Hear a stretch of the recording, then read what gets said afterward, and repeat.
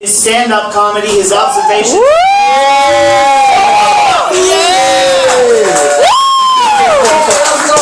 How's it going? Did you call me a weaver of diction earlier? Because if that was what you called me, you were wrong, sir. I'm not a weaver. I'm not a weaver of diction. I tell dick jokes. It's not this going on right here.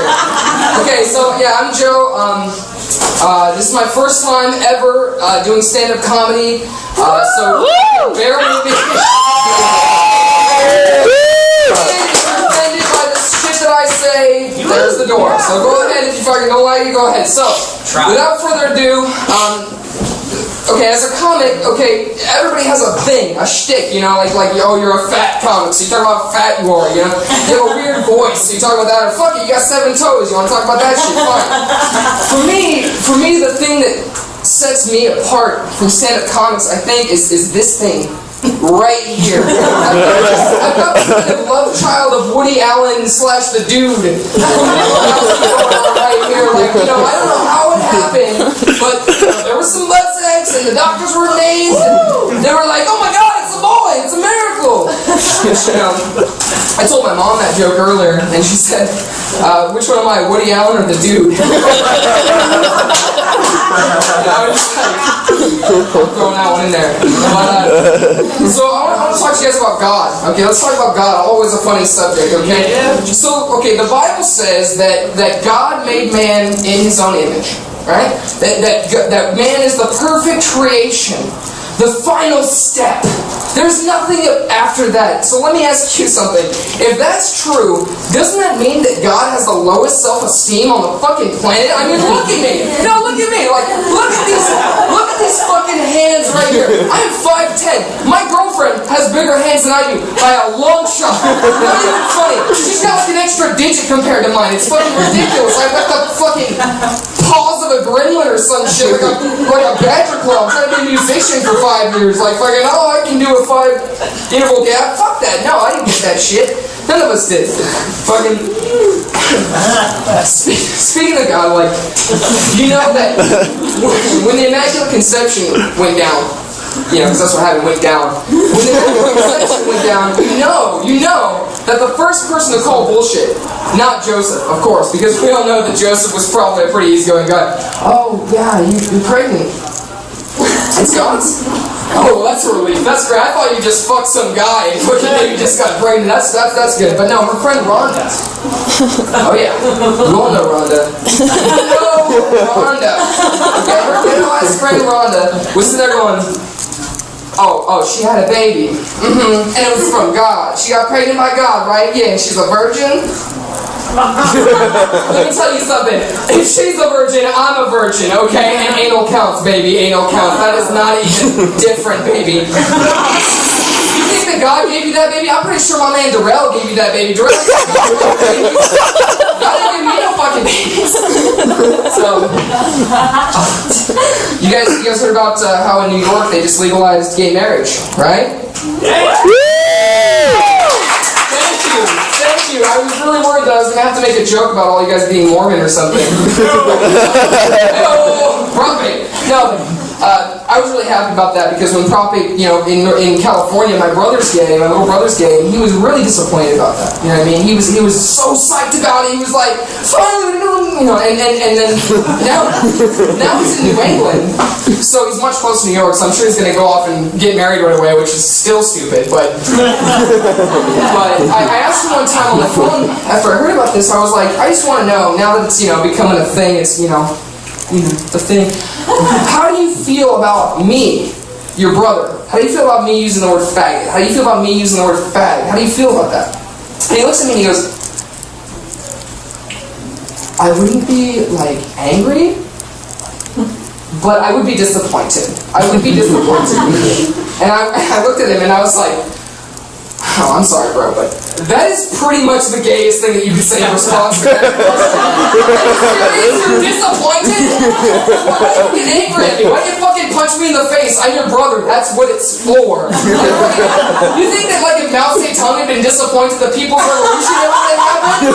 Like, I'm so disappointed in the way that China's going. You think if the U.S. had been disappointed in Hitler, we would have entered into World War II. It's like, Hitler was so mean, you guys. We gave him Belgium, and he is just not stopping. You guys are so disappointed. It is so disappointing, you guys.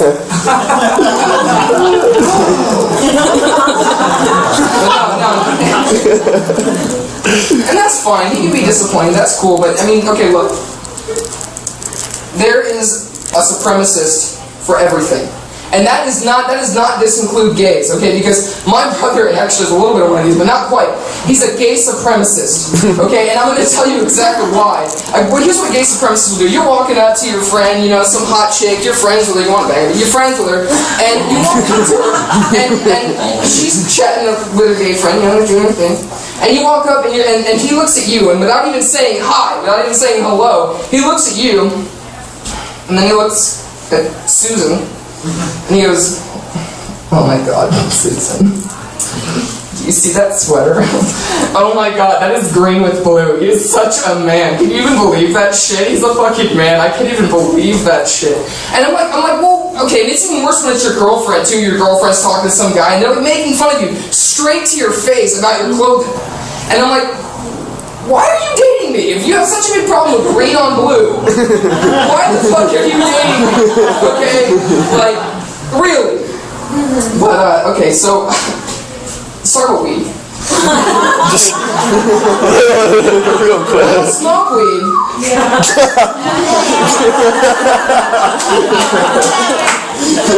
I'm sorry, that's bullshit. But the federal government is so ridiculous about weed that we had to fucking trick them into giving it to us, okay? And you'll see that lawyer on TV, and he's like, "This medicine is for patients who are in dire need."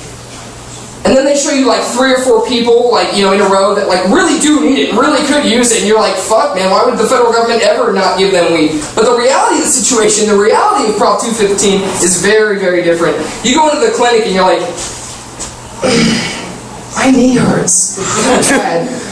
I need some weed, man." And the doctor's like, "Well, fuck, we passed the law. I mean, there's so many of them. Shit, fine. You know what? One trivial case, that's cool. Fine, go for it. Take your weed, get the fuck out of here." And then the next guy comes in, you know, he's like, "I got my ear pierced, and it's like infected, and like, it's painful, you know? It's like, I need some weed." You know, then it gets ridiculous when the guy who like comes in and he's like, "I stubbed my toe, and I don't know if I can get over it. This is a chronic thing, and I don't know if you understand how much I need this." And then there's the guy who comes like, "Air is bothering me."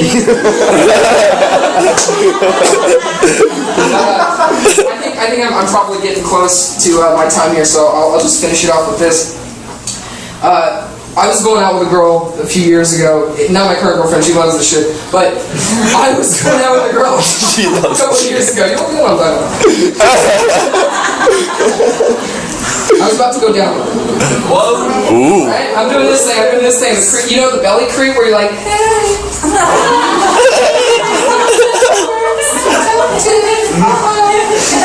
And obviously she did not know what I was doing until I got down there, because the moment I got down there, like, shut. She's like, "Don't." And I'm like, "What?" Don't.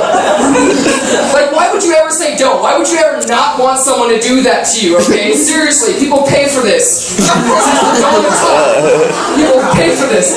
And she's like, "Don't." And I'm like, "Why?" And she's like, "Never. Because my pussy is smelly." Your pussy is smelly? Tell me a pussy that's not smelly. You show me that pussy and I'll be like, "Oh my God, it's a miracle." But honestly, she would not let me go down on her because she was self-conscious about the smell of her vagina. Let me tell you something, people. In the history of mankind, fuck that. In the history of monkey country, all the way back, okay, we're on millions of years back, no man/male chimp has ever rejected a blowjob on the grounds that his dick is stinky. Come back from a 2-hour run. And you got this fucking sponge of pubic hair and sweat. It's disgusting, and you don't care. You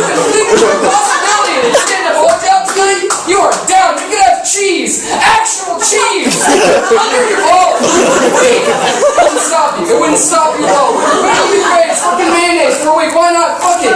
That is now. That is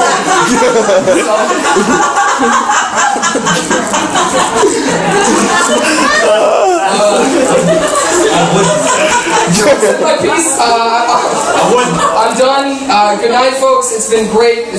Thank you for laughing. Have a good night.